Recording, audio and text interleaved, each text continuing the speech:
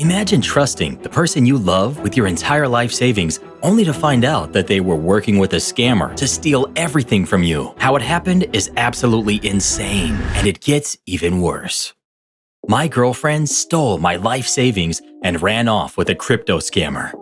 I never thought I'd be the kind of guy to get scammed. I always considered myself careful, maybe even a little paranoid when it came to money. But when you trust someone you love, you don't think they'd ever be the one to ruin you. A year ago, my life was on track.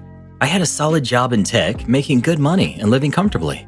My savings account had about $75,000, built up from years of working, budgeting, and being smart with money.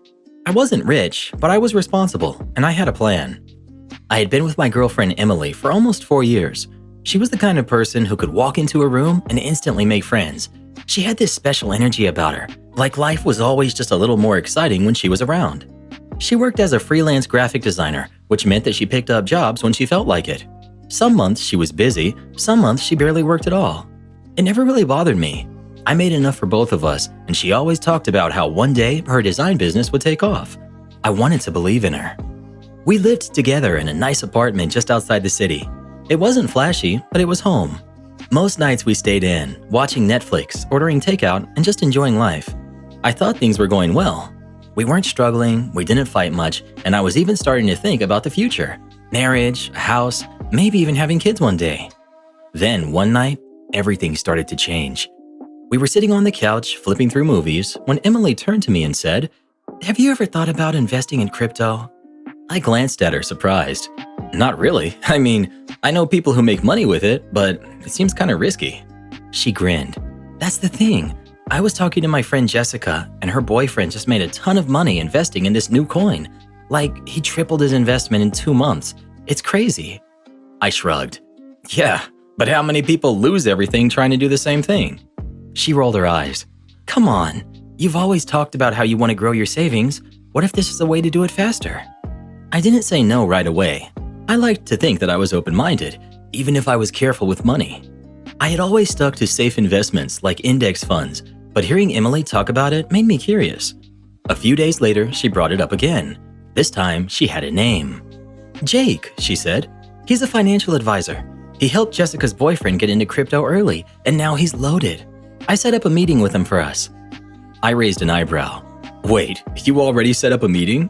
She smiled. I figured it wouldn't hurt to at least hear him out.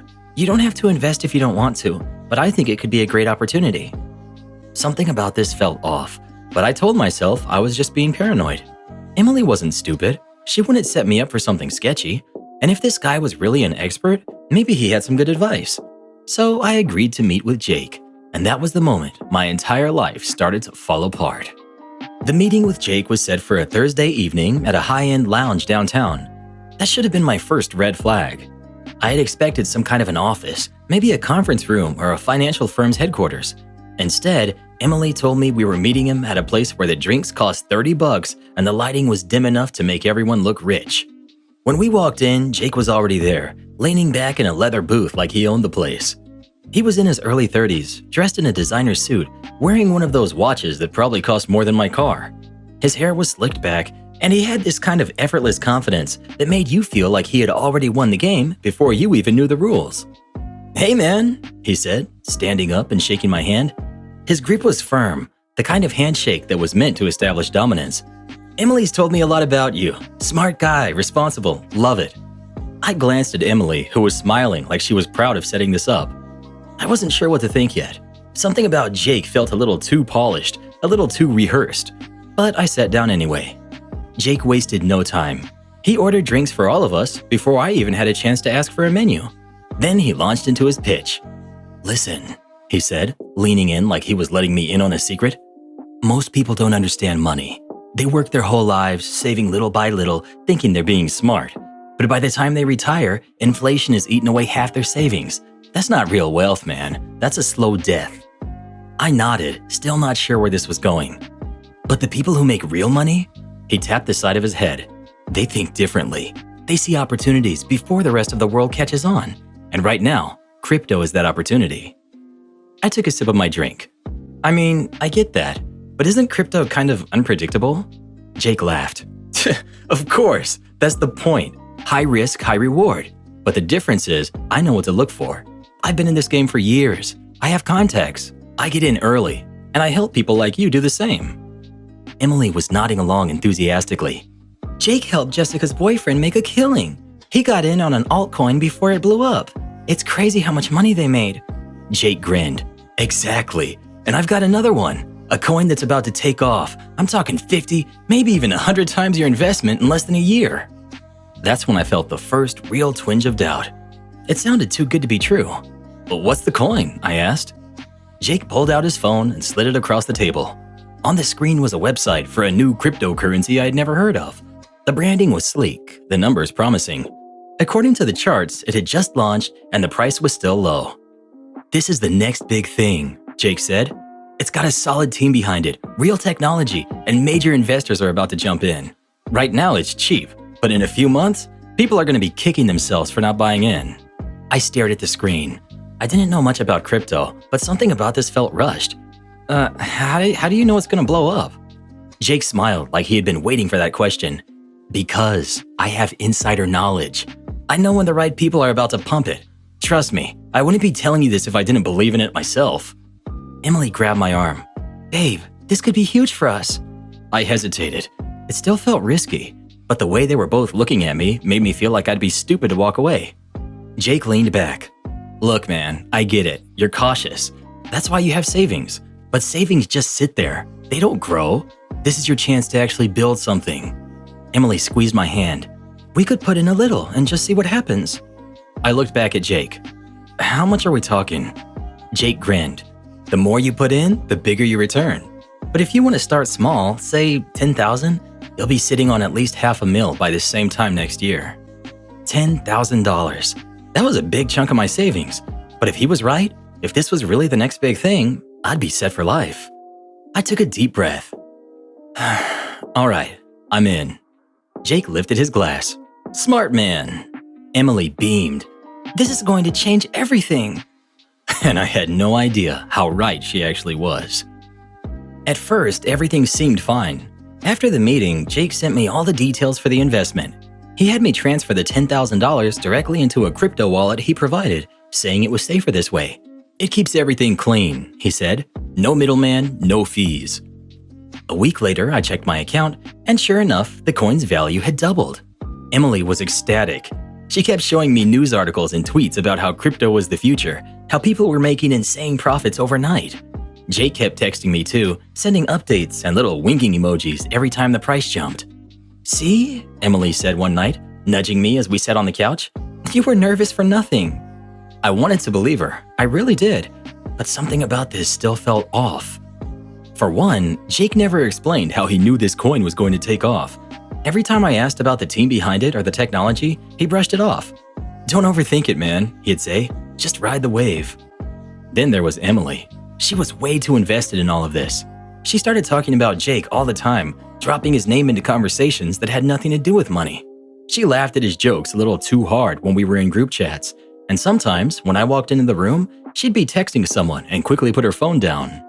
One night, about 2 weeks in, I woke up around 2 in the morning and realized Emily wasn't in bed. I got up, groggy, and found her sitting in the living room, phone in hand, smiling at the screen. She didn't notice me right away. Who are you talking to? I asked. She jumped and fumbled with her phone for a second before turning to me with a forced smile. Oh, just Jessica. I squinted at her. At 2 in the morning? She rolled her eyes. She's in a different time zone. We were just talking about investing, that's all. I nodded slowly. Maybe I was being paranoid, maybe I was overthinking things. But then came the second investment. Jake messaged me saying this was the moment to go all in. This coin was about to skyrocket, and this was my chance to turn thousands into millions. 25 grand, he said. That's the magic number. If you put in 25 now, you'll be sitting on over $1 million by the end of the year. I hesitated. That was a third of my savings. I had spent years building it up. This wasn't some extra cash laying around. This was everything I had for emergencies, future plans, security. But Emily was all in. This is our chance, she told me, practically glowing with excitement. Babe, imagine what we could do with $1 million. We could get a house, we could travel, we could finally stop worrying about money. I should have walked away right then. I should have trusted my gut. but there was something about the way she said we, like this wasn't just my investment, but ours. So I said yes. I transferred $25,000 into Jake's crypto wallet, and that's when everything started falling apart. At first, nothing seemed wrong. The coin kept climbing, and for a brief moment, I actually believed I had made the right decision. My $10,000 had already doubled, and now, with 25 grand invested, I was looking at numbers I had never seen in my account before. On paper, I was making money faster than I ever thought possible. Then, one morning, everything crashed. I woke up, grabbed my phone, and checked my account like I had been doing every day. But instead of seeing my balance climbing, I saw red. The coin had plummeted overnight, dropping by more than 90% in a matter of hours. The chart looked like a straight nosedive, the kind you see in those news stories about people losing their life savings. Panic hit me like a punch to the stomach. I refreshed the page, hoping it was some kind of glitch, but nothing changed. The numbers kept sinking, and my investment was disappearing right in front of me. I tried to call Jake, but his number went straight to voicemail. I sent him a message, no response. I checked the group chat he had added me to with other investors, but it was gone, completely deleted. That's when I knew I had been scammed. I rushed to wake up Emily, shaking her shoulder. "Emily, wake up. The coin crashed." She groaned, rolling over. "What? It crashed. Everything's gone." She sat up, rubbing her eyes. "What do you mean, gone?" "I mean, I just lost $35,000. Jake's not answering. The group chat is gone. I think it was a scam." She blinked at me, still half asleep, like she couldn't process what I was saying. Then, instead of the panic I expected, she just sighed. "Maybe it'll go back up." I stared at her. "Emily, I don't think you understand. The whole thing was fake. I put my money into something that doesn't even exist anymore." She got up slowly and stretched. "Okay, well, it's not the end of the world, right? It's just money." Just money. $35,000. Years of saving gone in a single night. I couldn't believe how calm she was. No shock, no anger, nothing. It was like she didn't even care. I spent the rest of the day trying to track down Jake. I searched his name online, looked up the company he claimed to work for. I even tried messaging the friend Emily had mentioned. Nothing. It was like he had never even existed. That night, I barely slept. I lay awake, staring at the ceiling, feeling sick to my stomach. I kept thinking about all the times I had ignored my gut, all the warning signs I had brushed off. But the worst part was Emily. She barely said a word to me the entire day. No apology, no reassurance, nothing. The next morning, I decided to check our joint account. Emily and I didn't share finances, but we had a small account together for bills and groceries. I wasn't even thinking about it, but something told me to look. The balance was lower than I remembered. Way lower. I went through the transactions and my stomach dropped. Thousands of dollars had been withdrawn over the past few weeks. Not all at once, but in small chunks, just enough that I hadn't noticed. I turned to Emily, who was sitting on the couch scrolling through her phone. "Did you take money out of our account?" She barely looked up. "Huh?" "Don't play dumb. I just checked. Where did the money go?" She hesitated for a second too long. Then she sighed and set her phone down. "I borrowed some." "Borrowed? For what?" She avoided my eyes. "Jake said it was a sure thing. I thought if I put in a little more, we'd both make it back." My hands clenched into fists. "How much did you take?" Silence. "Emily, how much did you take?" 15,000. I felt like the air had just been sucked out of the room. 15,000? "It was supposed to come back," she said quickly. "I wasn't trying to steal from you. I thought it was going to pay off." "You didn't think to ask me?" "You would have said no." "Of course I would have said no," I shouted, "because it was a scam." "Emily, you knew I already put in 35 grand. Why would you take more?" She crossed her arms. "I was trying to help us. You act like I did this to hurt you." I couldn't even look at her. My heart was pounding. 35,000 gone. Now another 15. $50,000. Everything I had spent years saving, gone. And Emily, she didn't even seem to care. Then my phone buzzed. It was a message from an unknown number. I opened it. It was a photo. Emily, sitting in a booth at the same lounge where we had met Jake. Across from her, laughing and leaning in close, was Jake. And just like that, I knew. This wasn't just about money. Emily hadn't been scammed. She had been in on it the entire time. I don't remember how long I stared at that photo. My brain refused to accept what I was seeing. Emily, sitting with Jake, smiling, laughing, looking way too comfortable with the guy who had just scammed me out of $50,000. I felt sick, my hands were shaking. I wanted to believe there was some other explanation, some reasonable excuse that would make all of this go away. But deep down, I already knew the truth. Emily hadn't just been a victim in this, she'd been part of it. I took a deep breath, trying to steady myself. "Emily?" I said, my voice quieter than I expected. "Are you still in contact with Jake?" She barely glanced up from her phone. "What? No." I clenched my jaw. "So if I looked at your messages, I wouldn't find anything?" That got her attention. She sat up straighter, suddenly alert. "Why are you asking me this?" I turned my phone around, showing her the picture. "Because someone just sent me this." Her face drained of color. For the first time since this whole thing started, she looked genuinely caught off guard. She started, but nothing else came out. I waited, watching her scramble for a lie. I could see the gears turning in her head, trying to find some excuse, some way to explain this away. But there was nothing she could say that would make this picture disappear. Finally, she let out a breath and slumped back against the couch.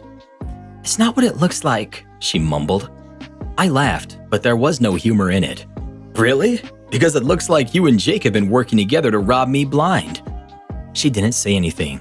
She just stared at the floor like a kid who had been caught sneaking out past curfew. I felt a rush of anger so strong I almost couldn't think straight. But I didn't yell. I didn't break anything. Instead, I stood up, grabbed my keys, and walked out the door without another word. I needed a plan. I spent the next few hours driving around, trying to piece everything together. The photo had come from an unknown number. Someone had sent it to me on purpose. That meant at least one person out there wanted me to know the truth. I messaged back, "Who is this?" No response. I tried calling. Straight to voicemail. Whoever it was, they wanted me to have the information, but they weren't going to hold my hand. It was up to me to figure out the rest. I thought about going to the police, but I knew how these scams worked. Crypto is tricky. The money was already gone, probably split up into a dozen different wallets across the world. By the time anyone investigated, Jake would be long gone. If I wanted justice, I had to take matters into my own hands. I started by looking up everything I could on Jake. I searched his name, his company, even his old social media accounts. Most of it was useless. He had covered his tracks well. But then I found something interesting. An old LinkedIn profile, barely active, but still there. And on that profile, a list of previous jobs, including one at a financial firm that had been shut down for fraud. That was my in. I called the firm's old number, expecting it to be disconnected.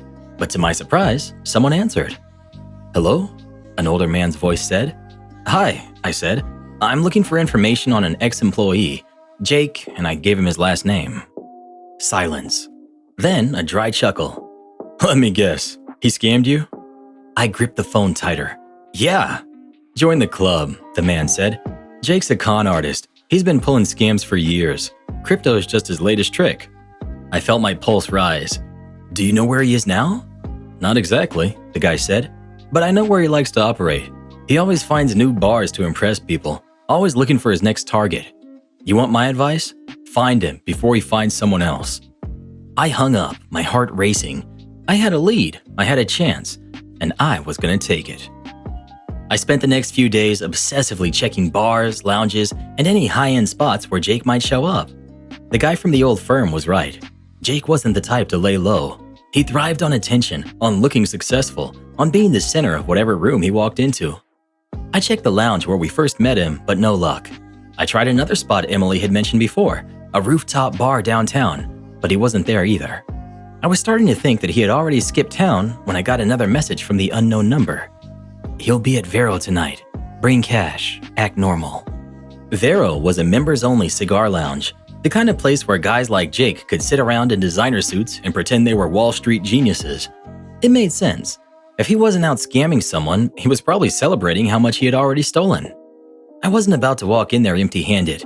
I needed a way to catch him off guard, to make sure he couldn't just laugh in my face and walk away. So I withdrew $10,000 in cash. It wasn't real, just realistic-looking prop money I found at a film supply shop. But it looked real enough that if anyone saw it in a stack, they wouldn't think twice. That night, I walked into Vero, my heart pounding but my face calm. I spotted Jake almost immediately. He was sitting in the back corner, drink in hand, talking to two guys who looked just as slick and shady as he was. Emily wasn't with him. I walked straight up to the table. He didn't recognize me at first. He was in the middle of telling some story, probably about how much he had made, when he glanced up and saw me. For a split second, I saw it. That flicker of panic in his eyes. He covered it up fast, but I knew. He knew exactly who I was. "Hey man," he said smoothly, leaning back in his chair. "Didn't expect to see you here. How's the portfolio looking?" I smiled, setting the stack of cash down on the table. "Better than ever." That got his attention. He glanced at the money, then back at me, curious now. "Yeah?" I nodded. "I got a tip about a new investment. A real one this time." His two friends watched silently, sensing the tension, but not knowing what was going on. Jake took a slow sip of his drink. "And you came to me why?" "Because I want in," I said. "But first, I need my money back. Think of it as a reinvestment." Jake chuckled. "Come on, man. You know how this game works. You can't just pull out and expect a refund. That's not how investing works." I leaned in. "Cut the act. We both know it was never an investment. It was a scam, and I'm done playing along." The amusement faded from his face. He glanced at the cash again, then back at me. He wasn't sure where this was going, but he didn't like it. "I don't know what you think you know," he said, lowering his voice, "but I'd be careful throwing around accusations." I smiled again. "I'd be careful too, especially if I knew the authorities were looking for me." His face twitched. "What are you talking about?" I pulled out my phone and slid it across the table. On the screen was a file containing everything I had dug up on him. His history of fraud, the old firm that had shut down, testimonies from people he had scammed before me, and at the bottom, a draft of a report already being prepared for the Financial Crimes Unit. I let him read for a second before speaking again. "You give me my money back, or this goes live tonight. Your choice." His jaw clenched. He knew he was trapped. One of his friends shifted uncomfortably. "Jake, what's going on?" Jake forced a smile and stood up. "Let's take this outside." I followed him to a private hallway near the exit. He turned to me, his friendly mask gone. "You really think this is gonna work?" "I think you have a lot more to lose than I do," I said. "You can either send me my money, or you can explain to the cops why your entire career is built on fraud." He stared at me for a long time, sizing me up. Then he exhaled sharply and pulled out his phone. "Fine, I'll wire it to you. But if I do this, you drop everything. No cops, no reports, no revenge posts. We're done." I nodded. "Send it first." I watched as he tapped on his phone. A moment later, my own phone buzzed. I checked the notification. $40,000. Not everything, but most of it. Enough for me to walk away. I looked at him. "Where's the rest?" He smirked. "Call it a service fee. You should be happy you got anything at all." I held his gaze for a long moment, then slipped my phone back into my pocket. "We're done." And just like that, I walked out. I didn't get every penny back, but I got enough. Enough to start over. Enough to make sure Emily and Jake never get another dollar from me again. But I wasn't done. That night, I went straight home and sent everything I had to the Financial Crimes Unit. Every document, every screenshot, every recorded message. I detailed everything in a report, along with the names of other victims I had tracked down. It took months, but the case built up. Jake had scammed more people than I ever imagined, and he had been sloppy. The authorities found paper trails, offshore accounts, and a long list of victims willing to testify. Just last week, I got an update from the investigator handling the case. Jake is now behind bars. The charges? Fraud, wire fraud, money laundering, and conspiracy to commit financial crimes. He won't be scamming anybody else for a long time. And Emily? I have no idea where she is now, and I don't care. I got my money back, I got my revenge, and I made sure that Jake finally paid the price. Who doesn't love a good story about a scam backfiring? You gotta see this one next, the one that just popped up on the screen. OP's wife tried to pull a divorce scam on him, but it didn't end well for her. Just tap this button right here next to Karen, head on over and we'll see you when you get there. And hey, if you love these, don't forget to subscribe.